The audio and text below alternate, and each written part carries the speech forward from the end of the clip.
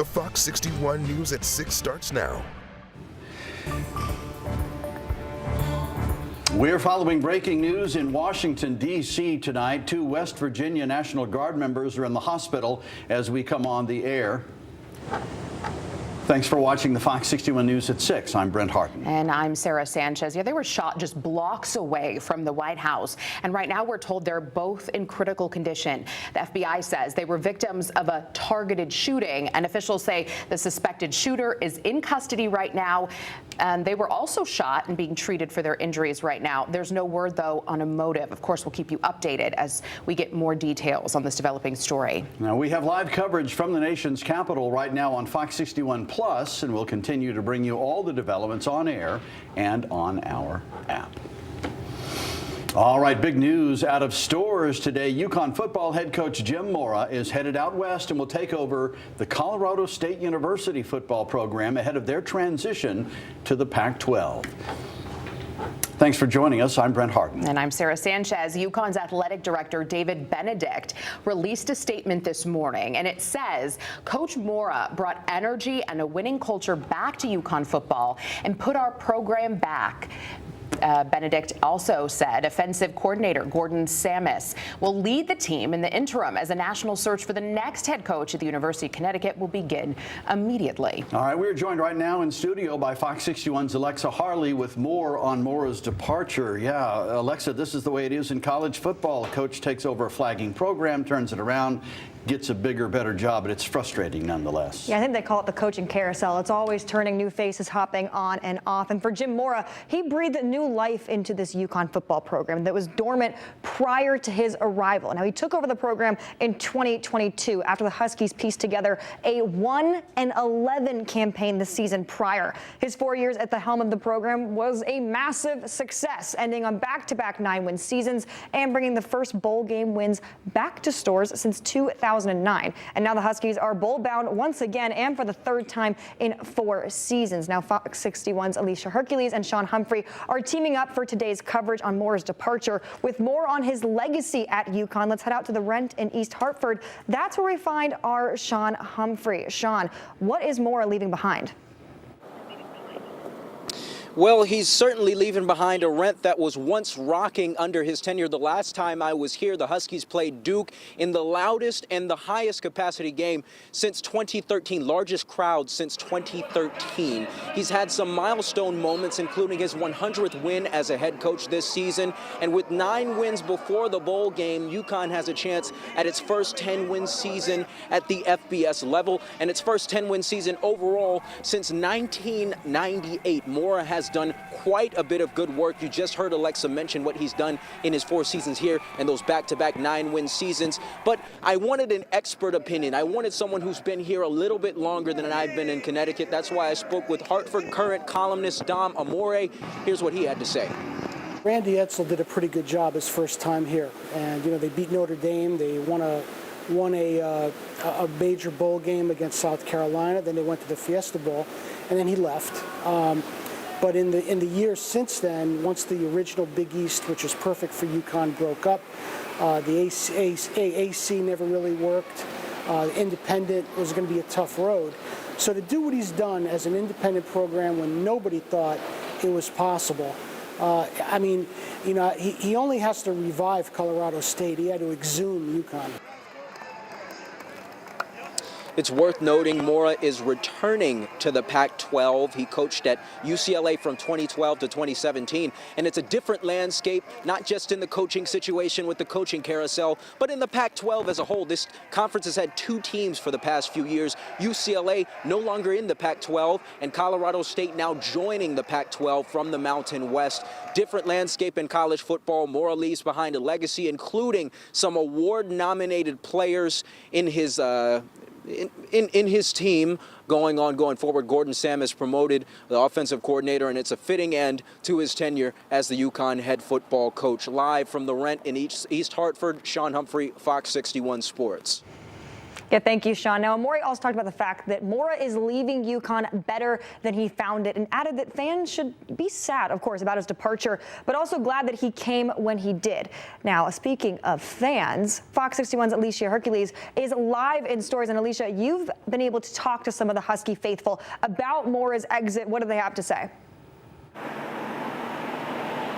Alexa, the fans I spoke with say they are heartbroken by Mora's departure. They also say they're not surprised that he's leaving because of how talented he is. Well, I'm pretty gutted, to be honest, because over the past 2 years he's been a pretty good coach. 9 wins this season. Ayan Tamjid, a sophomore at UConn, says he was shocked by Mora's departure. He's even more upset knowing what program Mora's joining. The fact he's leaving for Colorado State of all teams kind of sucks, because I don't think that's too much of an upgrade over UConn. Patrick Hughes, a UConn football fan, says Mora is a great coach and any team would be lucky to have him.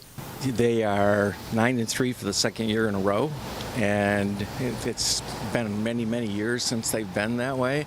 And other schools that are looking for coaches want a good coach, and he's got a ton of experience in the college ranks and in the NFL ranks. He credits Mora with reviving UConn's football program. Jennifer Lane, another UConn fan, says Mora will certainly be missed. Well, I guess it's exciting for him, not so exciting for us. We've been winning lately, and it's going to be a loss for us, but good opportunity for him. So we'll miss him. The fans believe that with the talent on the football team, UConn will be successful without Mora and remain hopeful for the next head coach. In Stores, Alicia Hercules, Fox 61. Thanks, Alicia. Now, one fun thing to note about this whole situation is when UConn first brought Mora in, they were at the bottom of the FBS, and he's leaving it with a team that got a couple of AP first place votes for the poll. But we're going to have more coverage on Coach Mora's departure on our website at fox61.com and on streaming. Now, we're going to dive deeper into Mora's legacy and what his exit means for UConn as they await their bowl assignment. That'll be on Connecticut Game Week this Friday at 11:30 a.m. All right. Thank you, Alexa. It's Thanksgiving Eve, and of course, lots of people are hitting the skies just ahead of Thanksgiving. Airports all across the U.S. are seeing record number of travelers. So how are things looking here at home? Well, Fox 61's Valerie Moravi joins us live from Bradley International Airport with more on how the airport's doing out there, if it's busy. Hi, Valerie. Hi, Sarah. Good evening. It's been a full house here at Bradley International Airport this Wednesday evening. We've been here for about an hour and a half, and traffic has been picking up slowly, but we're getting there. And as you can see right behind me, the lines at the check-in counters have been moving pretty quickly, so lines aren't really taking that long this week. So if you can take a look at the other side, the TSA lines are also flowing pretty quickly as well, and 888 officials were anticipating nearly 80,000 Connecticut passengers that will take the skies over the Thanksgiving holiday. And I spoke to one of the passengers, Robin Herman, earlier today, and she told me she was shocked to see how quickly the lines were actually moving. Take a listen. I just can't believe how quiet it is. I thought there would be a whole bunch of lines and everything. It's so quiet. I park in the same place. I park over in East Granby. There's a place that I park, and they have a shuttle here. And, it's pretty easy. They have a shuttle. But even he said it was quiet. That's what I'm saying. Yeah, so make sure to arrive extra earlier if you're flying this week, because parking spaces are filling up pretty quickly, and 888 officials are also trying to remind people to reserve those parking spots as soon as possible, and most likely expect long TSA lines as well. But we'll have more passengers' reactions later tonight. So I'll be here for the next few hours, and I'll bring you guys live updates every 30 minutes. For now, live at Bradley International Airport, Valerie Moravi, Fox 61. And Valerie, thank you. Former state representative Christopher Ziogas pleaded guilty today to charges tied to a bribery scheme that derailed a state audit into his fiance's Medicaid overbilling. Now, prosecutors say Ziogas funneled tens of thousands of dollars in bribes to former state budget official Consta Diamantis, who then pressured agencies to cancel the audit and accept a settlement. Ziogas also admitted to lying to federal agents and committing bank fraud in a separate case. He faces up to 55 years in prison and will be sentenced in February. Ziogas' fiancée, Helen Zervas, has already pleaded guilty, and Diamantis is awaiting trial now. A Hartford man was sentenced this week to 40 years in prison for a 2018 murder on Garden Street. Police say on August 20th, Vincent Etwaru and Randolph Paidama got into an argument in a car. It's reported they both got out on Garden Street. Etwaru fired multiple shots at Paidama and then took off. Paidama died at the scene. Officers arrested Etwaru 3 years later. He was convicted last spring and sentenced on Monday. The Inspector General's office says a Waterbury detective was justified in shooting a carjacking suspect after he was shot in the leg earlier this year. Police say they received 2 reports of armed carjackings on February 13th. The latest call was on America Street. Detective Raymond Sackett and other officers responded, and Sackett followed one of the suspects, later identified as Arian Perez Feliciano, around a home there on Claremont Avenue. Body cam and surveillance video shows Perez Feliciano fire multiple shots at Sackett. One bullet hit him in the thigh. Then Sackett fired back at Perez Feliciano. He didn't get shot and then run to the front of the home where he was later arrested. The Inspector General ruled Detective Sackett's actions were self-defense and he is justified in that shooting. Right now, Meriden police are trying to look for a missing 14-year-old girl. Take a look here. Officials say Amaya Munoz ran away from home on November 17th. She was last seen wearing a gray hoodie, black Hello Kitty pajama pants, and white shoes. If you see Amaya, you're asked to contact Meriden police. Now, the city of Hartford is already in the holiday spirit. They kicked off the annual Pratt Street Winter Village and Small Business Saturday today.